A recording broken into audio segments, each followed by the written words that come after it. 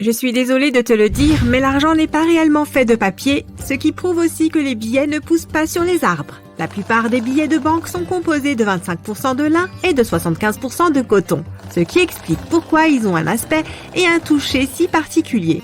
Au 19e siècle, l'argent a été fabriqué en papier parchemin. Aussi les gens pouvaient-ils très facilement le contrefaire, contrairement à aujourd'hui. La tour Eiffel est presque 15 cm plus haute en été. Lorsque tu chauffes une matière, ces particules se déplacent plus activement et prennent un plus grand volume. C'est ce qu'on appelle la dilatation thermique. Lorsque la température baisse, la matière se contracte à nouveau. Cet effet est plus marqué dans les gaz, mais on peut également le constater dans les liquides et les solides, y compris le fer. Si tu fais une boule de neige et que tu essayes d'y mettre le feu avec ton briquet, elle ne fondra pas. La neige deviendra d'abord noire, puis elle commencera à disparaître. Mais tu n'auras pas d'eau. Il n'y a rien de surnaturel dans ce phénomène. La neige est en train de fondre, mais tu ne le vois pas à cause de la structure des flocons de neige. Ils évacuent en quelque sorte l'eau fondue, et elle est absorbée par la boule de neige restante relativement peu compacte. Notre Lune avait autrefois une atmosphère. Plusieurs éruptions volcaniques se sont produites sur le satellite naturel de la Terre il y a environ 4 milliards d'années. Elles ont libéré d'immenses volumes de gaz, des trillions de tonnes. La quantité était telle que le gaz n'a pas eu le temps de s'échapper dans l'espace. C'est ainsi qu'une atmosphère s'est formée. Tout comme un œuf de poule, un œuf d'autruche contiendra un embryon de poussin uniquement si l'œuf a d'abord été fécondé par une autruche mâle. Sinon, tu ne trouveras à l'intérieur que du blanc et un énorme jaune d'œuf. La taille du jaune d'œuf est également à environ 24 jaunes de poulet. Ainsi, un œuf d'autruche peut facilement nourrir un groupe de 10 personnes. Mais les œufs d'autruche ne sont pas si délicieux que ça. Ceux qui ont déjà essayé disent qu'ils ont le même goût que les œufs de poule. Gras, onctueux et un peu sucrés. Mais la saveur est plus intense. Ils sont également plus riches en magnésium et en fer que les œufs de poule, mais contiennent moins de vitamines A et E. Un œuf d'autruche t'apportera environ 2000 calories, alors que l'œuf de poule moyen seulement 75 calories. Les cuisiner et les manger est une corvée. Il est donc peu probable que tu en manges tous les jours au petit déjeuner. Leur coquille est extrêmement épaisse. Tu peux marcher sur les œufs avec tes 2 pieds sans qu'ils se cassent. C'est pourquoi, si tu veux faire une omelette avec un œuf d'autruche, tu vas avoir besoin d'une perceuse ou d'un marteau, et aussi d'une très grande poêle pour un œuf de cette taille. Non, plus grande. Oui, comme ça. Faire bouillir l'œuf prendra presque 90 minutes. Il n'y a pas si longtemps, les scientifiques ont décidé que l'arbre généalogique des dinosaures devait être repensé pour la première fois en 130 ans. Apparemment, 2 espèces de dinosaures auraient dû être regroupées dès le début. Il s'agissait des mangeurs de viande, comme le T-Rex, et des végétariens, comme le stégosaure. L'homme évolue encore. Les scientifiques ont suivi plusieurs millions d'anomalies humaines. Il s'avère que certaines gènes nocifs sont lentement mais efficacement filtrés de l'ADN humain. Le son voyage presque 4 fois plus vite sous l'eau que dans l'air. C'est pourquoi les plongeurs ont souvent du mal à déterminer la direction du son. Les bananes contiennent du potassium et cet élément est légèrement radioactif. Le bon côté des choses, c'est qu'il faut manger 10 millions de bananes avant que les radiations affectent négativement l'organisme. En même temps, dans l'espace, les ombres sont plus sombres sur la Lune que sur notre planète. C'est parce que l'atmosphère de la Terre disperse davantage la lumière du Soleil. Mais si tu pouvais visiter la Lune, tu observerais des ombres si sombres que tu ne pourrais pas voir où tu vas. Tu remarquerais aussi des empreintes fraîches sur la surface lunaire. Les gens n'y ont pas mis les pieds depuis quelques décennies. Mais les empreintes semblent dater d'hier. Car comme il n'y a ni eau ni vent sur la Lune, rien ne peut effacer ces empreintes. Elles peuvent donc rester là dans leur forme originale pendant des millions d'années.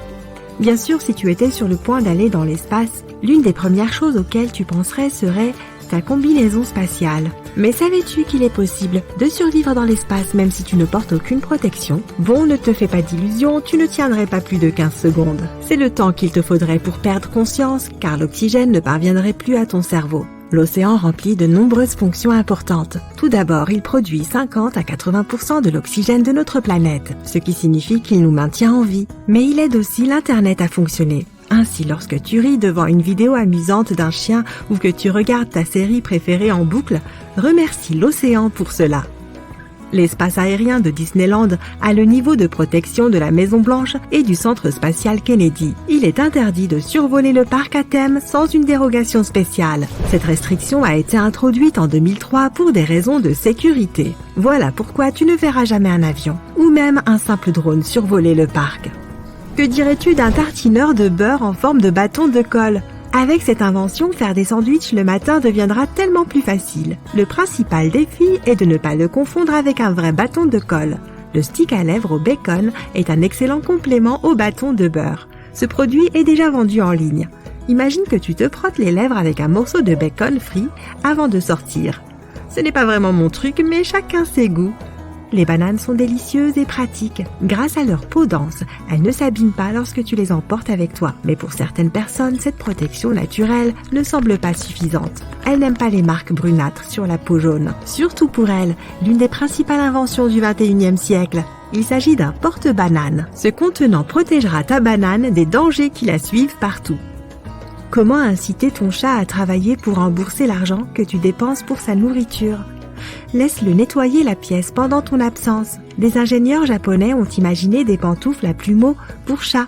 Le chat marche sur le sol et débarrasse ta maison de la poussière en même temps. Mais je ne suis pas sûre que ton animal de compagnie lui appréciera cette idée. Les câlins sont excellents pour la santé. Ils soulagent le stress et aident ton corps à produire des endorphines, l'hormone du bonheur. L'image d'une fille heureuse dans le logo de Wendy's a été inspirée par la fille du créateur de la chaîne de restauration rapide, Dave Thomas. Wendy est son surnom. Si tu regardes de plus près, tu remarqueras que son collier contient le mot « maman ». Que ce soit intentionnel ou non, ce mot est devenu un symbole de l'ambiance familiale que le restaurant donne à ses clients. 9h41, l'heure indiquée dans les publicités de l'iPhone n'est pas un choix aléatoire de chiffres. En 2007, Steve Jobs a présenté pour la première fois l'iPhone au public après une présentation de 41 minutes, à 9h41 exactement. Le premier logo Apple a été conçu en 1976 et représentait Sir Isaac Newton. Assis sous un arbre, une pomme étant sur le point de lui tomber sur la tête. Il semblait trop complexe et peu clair pour beaucoup, si bien que Steve Jobs a voulu le remplacer. Certaines personnes ont peur de la technologie et souffrent de technophobie. Aujourd'hui, cette peur concerne surtout les nouveaux appareils modernes et complexes tels que les ordinateurs. Mais elle trouve ses racines à l'époque de la révolution industrielle.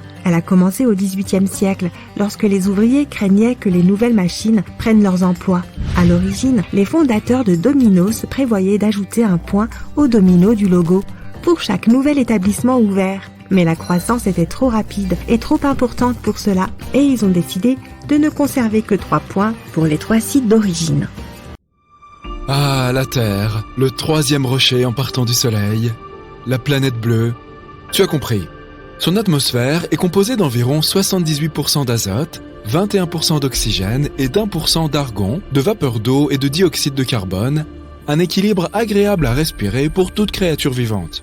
Le climat est également parfait pour l'existence de la vie, contrairement à des endroits comme Saturne, Mercure ou tout autre objet céleste de notre système solaire. C'est à la troposphère que nous devons tout cela. Il s'agit de la partie la plus dense de l'atmosphère de notre planète, d'une épaisseur de 8 à 14,5 km. C'est la couche de l'atmosphère qui affecte en permanence notre météo et qui assure les conditions nécessaires à la vie et à l'existence d'étendues d'eau. La Terre est tout simplement tranquille dans son orbite, à s'occuper de ses petites affaires en tournant autour du Soleil. Lorsque, bam, Vénus et Mars débarquent et gâchent la fête. Personne ne veut laisser cette pauvre Terre tranquille. Ces 2 objets célestes relativement grands qui se déplacent vers la Terre entraîneront des conséquences désastreuses pour notre planète, à commencer par des changements dans la trajectoire de son orbite. Les orbites des planètes dans le système solaire doivent maintenir un bon équilibre, afin que rien ne se détraque. Ainsi, si un objet de grande taille s'approche de la Terre, il fera dévier notre trajectoire orbitale. Les planètes tourneront les unes autour des autres, ce qui provoquera de nombreuses catastrophes naturelles. Cela affectera également le rythme de notre rotation, ce qui pourrait potentiellement la ralentir. Les jours ne s'écouleront plus comme avant, mais s'étireront. Les animaux qui dépendent de la lumière du jour devront réajuster leurs horloges biologiques. Les animaux nocturnes, pour leur part, devront également trouver un moyen de faire face aux longues nuits. Les humains se sont assez bien adaptés au rythme de 24 heures par jour. Le temps lui-même n'est qu'un concept humain servant à mesurer les choses. Nous aurons du mal à dormir et à nous adapter à des journées plus longues. Les animaux marins dépendent du flux naturel des courants pour migrer dans les océans. Avec Mars et Vénus qui s'invitent à la fête, ils devront probablement aussi trouver de nouveaux chemins. Les oiseaux qui migrent vers d'autres terres au cours de l'année seront aussi désorientés et ne sauront pas quoi faire. De manière générale, la température de la Terre augmentera et d'énormes vagues de chaleur, ainsi que des changements climatiques permanents auront lieu. Cela nous amène au problème suivant, la chaleur. L'augmentation radicale de la température transformera tout en un désert aride. Ce sera l'été toute l'année, sauf si Vénus est dans les parages. La majeure partie de la planète sera asséchée et ne sera plus propice aux cultures. Vénus est chaude. Je veux dire vraiment chaude. Même si ce n'est pas la planète la plus proche du Soleil, c'est quand même la plus chaude. Les températures sur Vénus sont proches des 480 degrés Celsius, ce qui te ferait fondre comme un glaçon. Les terres de Vénus sont généralement plates, probablement en raison des températures. Il fait surtout chaud parce que son atmosphère est épaisse et emprisonne les gaz dangereux à l'intérieur. Si Vénus se rapproche de nous, elle invitera ces gaz dans notre atmosphère et la menacera. Mars, ou la planète rouge telle que nous la connaissons, est très froide. Elle pourrait rester ainsi si elle commence à tourner autour de nous. Elle abrite par ailleurs le plus grand volcan dormant de notre système solaire, qui fait passer le mont Everest pour un ridicule grain de beauté. Avec une si grande instabilité, il pourrait bien se réveiller un jour et cracher de la lave en fusion. Mars a une atmosphère très fine qui rend la planète glaciale. Sa gravité est assez similaire à la nôtre, mais elle est en fait très froide et possède des calottes glaciaires au niveau des pôles qui sont recouvertes de dioxyde de carbone. Il en va de même pour Mercure. On ne peut y rester que le temps de retenir sa respiration et seulement pendant la courte période de transition entre le lever et le coucher du Soleil. Les trois planètes en orbite les unes autour des autres finiront par entrer en collision. C'est juste une question de temps. Et la Lune, qui traîne comme une mouche dans le décor, sera si insignifiante en comparaison que quelque chose finira par la faire dévier de sa trajectoire, à moins qu'une autre planète ne la capture dans son orbite. Ou, dans le pire des cas, elle entrera en collision avec l'une des deux planètes intruses. La Terre connaîtra des raz-de-marée sans précédent.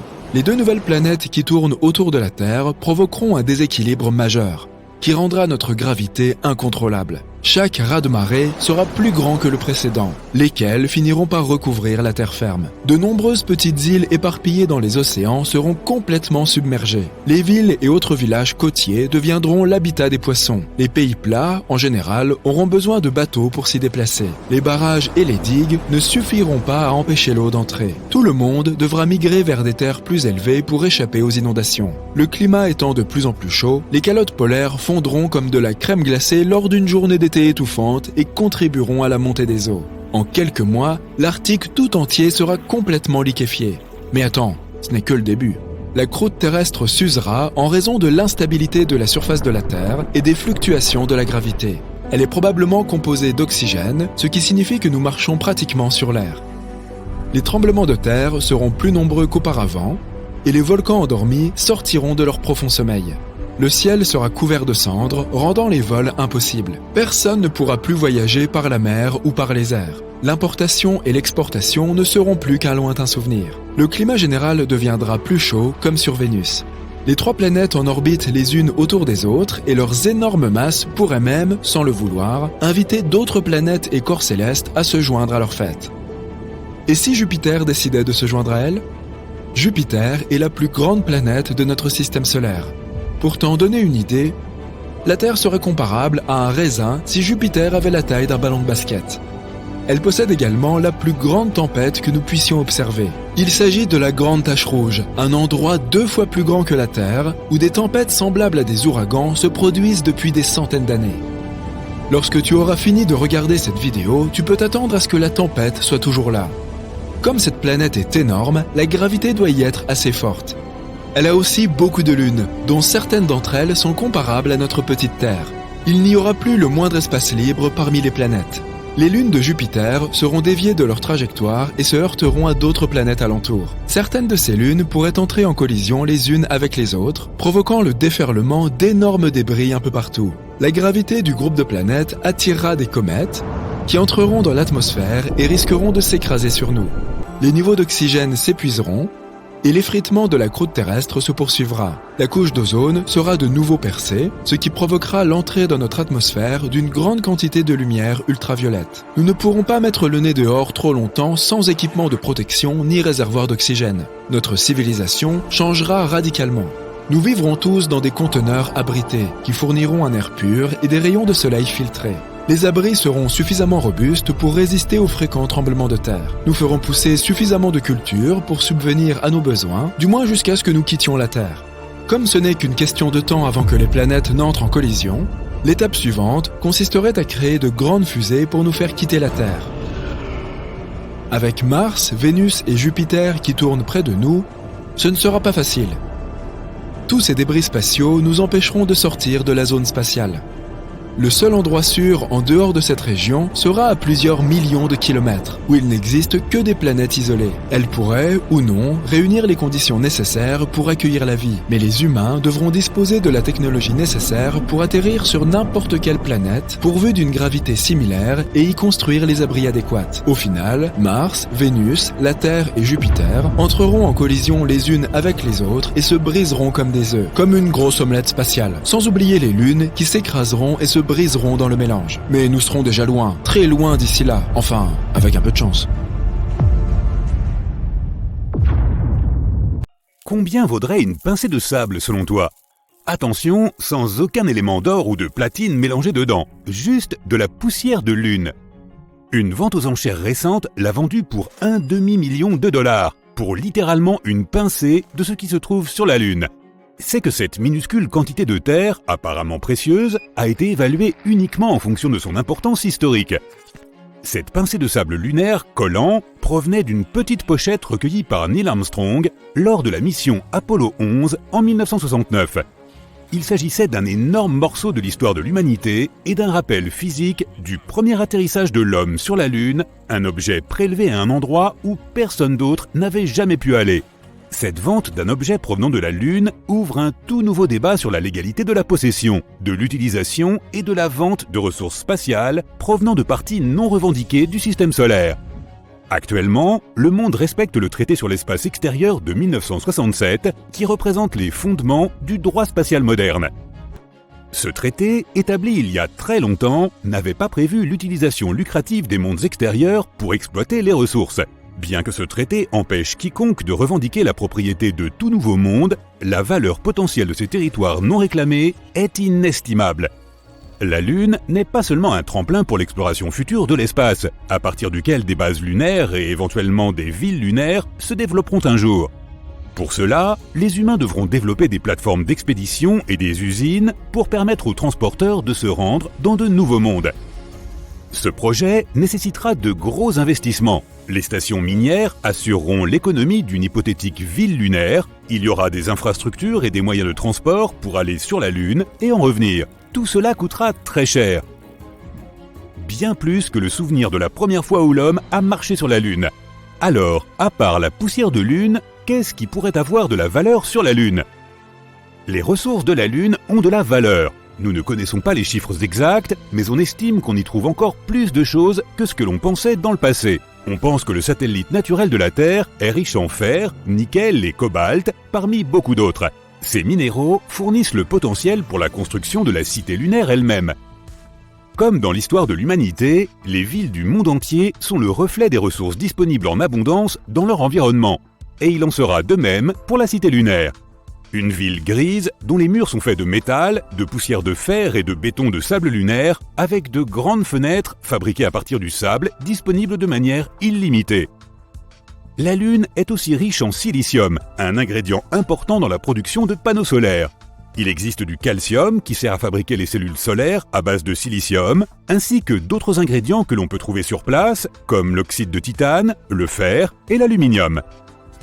L'océan de magma qui sommeille depuis longtemps sous la surface de la Lune contient du magnésium. Il est particulièrement présent dans la croûte inférieure et est utile à de nombreuses fins, notamment pour les alliages destinés aux voyages spatiaux. La production d'acier nécessite de nombreuses sources de carbone d'une importance cruciale pour soutenir les méga-usines et les milliers de vaisseaux qui seront construits. De nombreux matériaux rares sur la Terre servent dans tout ce qui est électrique. Leur valeur ne cesse de croître et leur production est plus importante à mesure que la technologie progresse, notamment dans les véhicules électriques et les éoliennes. Bien que les terres rares soient abondantes sur notre planète, on ne les trouve pas concentrées dans beaucoup de zones. Elles sont dispersées sur toute la Terre, ce qui rend leur localisation et leur exploitation assez coûteuses, même si elles sont de plus en plus demandées chaque année. Le processus de recherche et d'exploitation minière sur la Lune est beaucoup plus facile et constituera une source alternative importante. L'azote et le carbone sont des éléments importants pour la colonisation et l'agriculture humaine et garantissent que la Lune soit non seulement habitable, mais aussi qu'elle dispose d'un approvisionnement constant en nourriture. Nous pouvons les obtenir dans la croûte externe de la Lune, de sorte que l'agriculture est possible dans des biosphères étanches. L'extraction des métaux est un processus difficile, mais le résultat en vaut la peine, non seulement pour leur valeur, mais aussi en raison des précieux sous-produits que l'on peut obtenir au cours du processus d'extraction. Il peut s'agir d'oxygène, disponible pour l'air respiré dans la ville, et d'hydrogène, pour garantir l'eau pour les plantes et pour la boisson. Les ressources précieuses ne viendront pas seulement de la surface de la Lune. Son potentiel d'énergie solaire est si énorme qu'il permettra de récolter les ondes solaires pour alimenter la cité lunaire. Le fait qu'elle soit dépourvue d'une atmosphère épaisse et qu'il n'y ait pas d'interruption des phénomènes météorologiques élimine certains obstacles majeurs présents sur Terre. L'énergie créée pourrait suffire à tous les besoins sur la Lune et à court terme pourrait également contribuer à résoudre de nombreux problèmes d'énergie sur Terre. L'extraction des ressources et les exigences de fabrication seront toujours plus importantes à mesure que le temps passera. Au fur et à mesure que la cité lunaire se développera et que les humains iront plus loin dans l'espace, elle aura besoin de plus en plus d'énergie. Le rendement des usines et la production sur la Lune deviendront si élaborés qu'ils auront besoin de sources alternatives en réserve. La fusion atomique sera une source d'énergie importante, sans sous-produits dangereux. Elle sera plus sûre que les technologies actuelles qui utilisent l'uranium. Pour alimenter ce type de fusion, il faut la ressource la plus précieuse de toutes celles que l'on trouve sur la Lune, l'hélium-3. Celui-ci n'est pas seulement présent sur la Lune, on le trouve aussi sur Terre, mais sa quantité est super limitée ici, en raison du puissant champ magnétique de notre planète. Ce dernier permet à la vie de se développer sur Terre, mais en même temps, il dévie les vents solaires du Soleil, ce qui rend difficile la production d'hélium-3. La Lune n'a pas de champ magnétique et absorbe les vents solaires depuis des milliards d'années, ce qui lui a permis de produire une réserve inépuisable d'hélium-3. Elle absorbe les vents dans la couche supérieure de matière solide de la Lune, connue sous le nom de régolithe. Le régolithe est réparti sur toute la Lune, ce qui rend l'extraction de l'hélium-3 encore plus précieuse. L'extraire impliquerait aussi d'extraire tous les autres minéraux précieux dans le processus. C'est en fait faire d'une pierre lunaire deux coups. La valeur de l'hélium-3 est si importante que de nombreux pays et entreprises sont déterminés à s'implanter sur la Lune. La valeur de ce seul élément se chiffre en billions de dollars. Certaines personnes pensent que les opportunités que l'hélium-3 offrira à l'humanité sont incommensurables. Il y aura une énergie illimitée qui fournira des millions d'emplois à la cité lunaire. Cette énergie répondra également aux besoins de la Terre. Seulement 25 tonnes d'hélium-3 pourraient alimenter les États-Unis pendant une année entière. Cette ressource permettra d'alimenter toute la Terre durant des milliers d'années et de disposer de suffisamment d'énergie pour guider les humains plus loin dans l'espace. Elle permettra de construire des ports spatiaux autour de la Terre et d'effectuer un voyage plus efficace de la Terre vers l'orbite. À partir de là, les personnes seront transférées dans des navettes destinées à d'autres endroits du système solaire. La durée des vols spatiaux sera considérablement réduite, ce qui permettra de réaliser des vols plus fréquents vers Mars. D'autres ports seront érigés autour de son orbite, permettant à de nouvelles colonies de résider à sa surface. Les colonies minières, qui bénéficieront d'une énergie inépuisable, s'étendront sur toute la planète rouge, dont le sol rouge recèle de précieuses ressources. Ce nouvel âge de la colonisation dans le système solaire provoquera un effet domino, car il continuera à aller de l'avant, progressant avec chaque génération de vaisseaux développés. Les voyages deviendront de plus en plus efficaces, car l'hélium-3 contribuera à faire progresser la technologie des vaisseaux spatiaux. Des avant-postes de toutes sortes se développeront sur les lunes de Jupiter et de Saturne, que ce soit pour rechercher une éventuelle possibilité de vie sur Europe ou Encelade, un de ses satellites naturels, ou pour continuer la production de ressources précieuses à chaque endroit. La Lune continuera à trouver des moyens de fournir l'énergie nécessaire à la terraformation de nouveaux mondes. Elle contribuera au réchauffement de Mars et à l'alimentation d'un champ magnétique artificiel. Cela contribuera aussi à la construction d'un grand réflecteur qui sera capable de refroidir Vénus.